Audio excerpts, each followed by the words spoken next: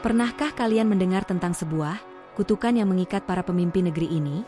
Kutukan yang konon telah ada sejak zaman kerajaan kuno dan masih berlanjut hingga saat ini. Sejak Indonesia merdeka, setiap pemimpin besar selalu menghadapi cobaan besar yang sulit dijelaskan dengan logika.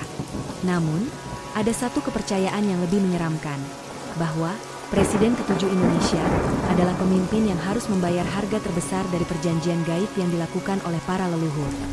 Hari ini, aku akan mengungkap sebuah konspirasi yang jarang dibicarakan, sesuatu yang mungkin akan membuat kalian berpikir dua kali tentang siapa yang sebenarnya berkuasa di negeri ini. Legenda ini berawal dari masa kerajaan Mataram kuno. Dikisahkan bahwa seorang raja besar dari tanah Jawa melakukan perjanjian mistis dengan kekuatan gaib untuk menjaga kestabilan kerajaannya. Dalam perjanjian itu, sang raja berjanji bahwa setiap pemimpin besar di Nusantara harus membayar harga tertentu, baik itu kehilangan orang terdekat, kekacauan besar, atau bahkan hilangnya nyawa dengan cara yang tidak wajar. Perjanjian ini tidak pernah tertulis di buku sejarah resmi. Tapi bagi mereka yang percaya pada kekuatan mistis Nusantara, jejaknya masih terasa hingga sekarang. Dan anehnya, setiap presiden Indonesia selalu mengalami kejadian yang sesuai dengan pola kutukan ini. Ketika Presiden ke-7 Indonesia naik ke tampuk kekuasaan, sesuatu yang aneh mulai terjadi. Dalam tahun-tahun pertama kepemimpinannya, negeri ini menghadapi gejolak politik yang terus-menerus, serangkaian bencana besar, dan peristiwa aneh yang tidak bisa dijelaskan dengan logika. Beberapa orang dalam istana mulai melaporkan kejadian aneh. Malam Jumat Kliwon, suara langkah kaki terdengar di lorong-lorong kosong, seolah ada yang berjalan tanpa wujud. Seorang staf kepresidenan bahkan mengaku pernah melihat sosok bayangan tinggi berdiri di belakang sang pemimpin ketika sedang mengambil keputusan penting. Apakah semua ini hanya kebetulan? Atau ada sesuatu yang lebih besar yang sedang bermain di balik layar kekuasaan Indonesia? Jika kita melihat pola kepemimpinan sebelumnya, hampir setiap presiden mengalami kejadian tragis atau musibah besar. Ada yang kehilangan orang terdekat secara mendadak, ada yang mengalami kudeta politik, dan ada pula yang mengalami kejadian yang tidak masuk akal sebelum atau sesudah masa jabatannya berakhir. Beberapa paranormal yang pernah diundang ke Istana Negara mengklaim bahwa ada energi lama yang masih mengikat tempat itu, seolah-olah ada sesuatu yang belum selesai sejak zaman kerajaan. Jadi, apakah benar ada kutukan yang mengikat Presiden ke-7? Ataukah ini hanya kebetulan belaka? Konspirasi ini masih menjadi misteri, tapi satu hal yang pasti, sejarah Indonesia bukan hanya ditentukan oleh manusia, tetapi juga oleh kekuatan yang mungkin tidak bisa kita lihat secara langsung. Bagaimana menurut kalian? Apakah ini hanya mitos? Atau ada kebenaran yang tersembunyi? Tulis pendapat kalian di kolom komentar dan jangan lupa subscribe untuk lebih banyak cerita konspirasi menarik lainnya. Di tengah malam, seorang petugas keamanan Istana Negara berjalan menyusuri lorong panjang yang sunyi. Ini bukan kali pertama dia bertugas di shift malam, tapi ada sesuatu yang berbeda malam itu. Saat melintas di depan salah satu ruangan rapat, dia melihat sesuatu yang aneh. Lampu ruangan itu berkedip-kedip, meskipun tidak ada siapapun di dalamnya. Saat dia mendekat, terdengar suara seperti bisikan, pelan, nyaris tak terdengar. Ketika dia mengintip ke dalam, ruangan itu kosong. Namun, di atas meja besar yang biasa digunakan untuk rapat penting, ada sesuatu yang tak seharusnya ada. Selembar kertas tua dengan aksara Jawa kuno, seolah baru saja diletakkan di sana. Saat dia mencoba mengambilnya, tiba-tiba, lampu padam, dan suara ketukan terdengar dari jendela ruangan. Padahal, ruangan itu berada di lantai 2. Siapa yang bisa mengetuk dari luar? Ketika lampu menyala kembali, kertas itu sudah menghilang. Keesokan harinya, petugas itu mencoba melaporkan kejadian tersebut. Tapi sebelum dia bisa berbicara, seorang pria berseragam resmi menepuk pundaknya dan berbisik, ada hal-hal yang tidak perlu diceritakan, Nak. Sejak malam itu, dia tak pernah lagi melihat hal aneh di lorong istana, tapi dia juga tak pernah lupa kejadian itu. Banyak orang percaya bahwa dalam setiap pemerintahan, ada kekuatan yang bekerja di balik layar. Tapi bagaimana jika kekuatan itu bukan manusia? Beberapa sumber dari kalangan spiritual menyebut bahwa Istana Negara telah lama dihuni oleh makhluk tak kasat mata yang mengawasi siapapun yang memegang tampuk kekuasaan.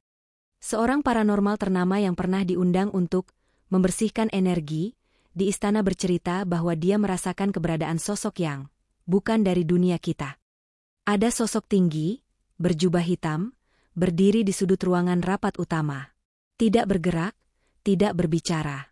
Tapi dia ada di sana, seolah-olah mengamati, mengawasi, atau mungkin menunggu sesuatu. Tidak ada yang tahu pasti apa yang dia tunggu. Tapi sejak saat itu, banyak orang yang bekerja di lingkungan istana mulai melaporkan rasa tidak nyaman saat berada di ruangan tertentu pada malam hari. Dalam sebuah manuskrip kuno dari abad ke-18, tertulis ramalan tentang pemimpin Nusantara yang akan menghadapi ujian terbesar. Dalam kepemimpinan Sang Ketujuh, gejolak akan mencapai puncaknya. Tanah akan bergetar, langit akan gelap, dan suara dari masa lalu akan kembali berbicara. Apakah ini hanya kebetulan? Ataukah memang benar bahwa setiap pemimpin harus membayar harga dari perjanjian yang dibuat di masa lalu? Sejarah menunjukkan bahwa Presiden ke-7 mengalami berbagai ujian yang mengguncang negeri ini, dari bencana alam, konflik politik, hingga peristiwa-peristiwa yang terjadi di luar dugaan. Tapi yang lebih misterius lagi, beberapa paranormal percaya bahwa masa kepemimpinan ini adalah penentu apakah kutukan ini akan berakhir, atau justru semakin kuat. Pertanyaannya sekarang adalah, apakah semua ini hanya kebetulan, atau ada sesuatu yang lebih besar sedang terjadi? Seorang mantan staf pemerintahan pernah mengatakan, ada keputusan yang tidak diambil hanya oleh manusia.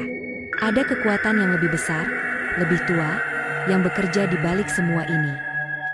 Banyak orang percaya bahwa politik adalah permainan strategi dan kekuasaan. Tapi bagaimana jika ada pemain lain yang tidak terlihat, namun selalu ada di setiap keputusan besar? Apakah benar bahwa kutukan ini masih hidup? Ataukah ini hanya bagian dari legenda yang diciptakan untuk menakut-nakuti mereka yang mencoba menggali terlalu dalam? Satu hal yang pasti, terlalu banyak kebetulan yang terjadi di negeri ini. Jadi, bagaimana menurut kalian? Apakah ini semua hanya kebetulan yang berulang? Ataukah memang ada kutukan yang telah diwariskan dari masa lalu dan terus mempengaruhi kepemimpinan negeri ini? Konspirasi ini masih menjadi misteri, dan semakin kita menggali, semakin banyak pertanyaan yang muncul. Jika kalian punya teori sendiri, tulis di kolom komentar. Dan jika kalian ingin lebih banyak kisah misteri lainnya, jangan lupa subscribe dan nyalakan lonceng notifikasi. Karena siapa tahu, apa yang kita bicarakan malam ini sedang diamati oleh sesuatu yang tak kasat mata. Beberapa orang yang pernah bekerja di lingkungan istana bercerita tentang kejadian yang tidak pernah masuk ke dalam berita nasional. Salah satu yang paling terkenal adalah kejadian yang dialami oleh seorang ajudan pada suatu malam di tahun yang tidak disebutkan. Menurut cerita, ajudan ini sedang bekerja lembur di salah satu ruang kerja dekat ruang rapat utama. Sekitar pukul 2 pagi, dia mendengar sesuatu yang seharusnya tidak ada. Suara langkah kaki di lorong luar. Awalnya, dia mengira itu hanyalah petugas keamanan yang sedang berpatroli. Tapi ada satu hal yang aneh. Langkah kaki itu tidak terdengar seperti berjalan biasa. Langkahnya berat, seperti ada sesuatu yang menyeret. Merasa penasaran, ajudan itu membuka pintu dan melihat ke lorong. Kosong. Tapi suara itu masih terdengar, semakin dekat. Perlahan, dia menutup pintu dan menguncinya. Saat itulah, dari bawah pintu, terlihat bayangan seseorang berdiri tepat di luar. Bayangan itu diam, tidak bergerak. Ajudan itu menahan napas. Lalu dalam hitungan detik, suara langkah itu menghilang, seperti tidak pernah ada. Keesokan harinya, ajudan itu mencoba mencari rekaman CCTV. Namun, yang lebih mengejutkan lagi, tidak ada satupun rekaman yang menunjukkan ada seseorang yang berjalan di lorong itu pada malam kejadian. Banyak orang percaya bahwa setiap pemimpin besar di dunia memiliki ritual khusus yang dilakukan sebelum atau selama masa kepemimpinan mereka. Di Indonesia, beberapa orang percaya bahwa ada sebuah ritual rahasia yang dilakukan sebelum seseorang benar-benar bisa menduduki posisi tertinggi di negeri ini. Apakah ini hanya sekadar kepercayaan turun-temurun? Ataukah ada sesuatu yang lebih dari sekadar tradisi? Beberapa sumber menyebutkan bahwa sebelum seorang pemimpin diresmikan, mereka harus melewati malam tertentu di tempat-tempat yang dianggap sakral. Tempat-tempat ini tidak pernah disebutkan dalam berita, tidak tercatat dalam dokumen resmi, Tapi beberapa orang mengaku pernah melihat rombongan pejabat tinggi mengunjungi lokasi tertentu di tengah malam. Tempat itu dipercaya memiliki energi lama. Entah itu berkat atau kutukan, tidak ada yang tahu pasti. Satu hal yang jelas, setiap pemimpin yang melewati malam itu, pasti akan mengalami perubahan besar dalam hidupnya setelahnya.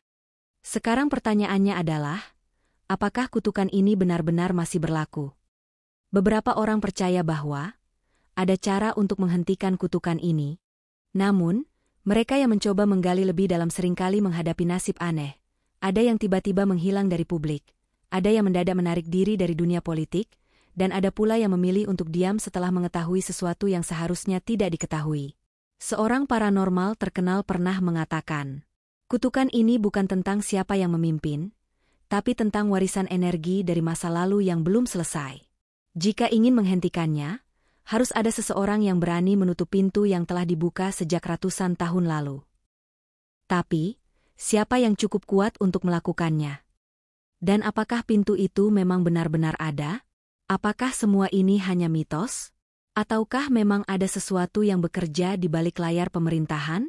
Sejarah telah menunjukkan bahwa setiap pemimpin besar di negeri ini selalu menghadapi cobaan besar, entah itu politik, bencana, atau kejadian-kejadian yang sulit dijelaskan dengan akal sehat. Mungkin ini hanya kebetulan. Atau mungkin, memang ada kekuatan yang bekerja diam-diam, memastikan bahwa setiap pemimpin yang naik ke tampuk kekuasaan harus membayar harga tertentu. Harga yang tidak terlihat, tapi selalu ada. Konspirasi ini masih menjadi misteri. Apakah ini hanya kebetulan? Ataukah benar-benar ada sebuah kutukan yang diwariskan dari masa lalu? Yang jelas, sejarah terus berulang. Dan sampai hari ini, tidak ada yang tahu siapa yang sebenarnya berkuasa di negeri ini. Bagaimana menurut kalian? Apakah ini hanya legenda? Atau ada sesuatu yang lebih besar di balik semua ini? Tulis pendapat kalian di kolom komentar. Dan jika kalian ingin lebih banyak kisah misteri lainnya, jangan lupa subscribe dan nyalakan lonceng notifikasi. Karena siapa tahu, apa yang kita bicarakan malam ini sedang diawasi oleh sesuatu yang tak kasat mata. Kita akan membawa cerita ini ke tingkat yang lebih dalam, lebih menegangkan, lebih penuh intrik, dan lebih menggali sisi mistis yang tersembunyi di balik kekuasaan. Di antara banyak rumor yang beredar, salah satu yang paling mengerikan adalah tentang sebuah ritual yang hanya dilakukan di malam purnama tertentu. Tidak banyak yang tahu di mana ritual ini dilakukan. Beberapa mengatakan di gunung terpencil, yang lain menyebutkan sebuah situs keramat yang tidak terdaftar di peta. Yang pasti, saksi mata yang pernah melihat rombongan pejabat tinggi mendatangi tempat ini selalu menggambarkan hal yang sama. Mereka datang dalam diam, tanpa pengawalan besar-besaran. Mereka masuk ke dalam ruangan tertutup, dan tidak ada satupun yang berbicara. Mereka keluar dengan wajah yang berbeda, lebih pucat, lebih serius, dan seolah membawa beban yang sangat berat. Ada yang percaya bahwa di tempat ini, perjanjian lama terus diperbaru.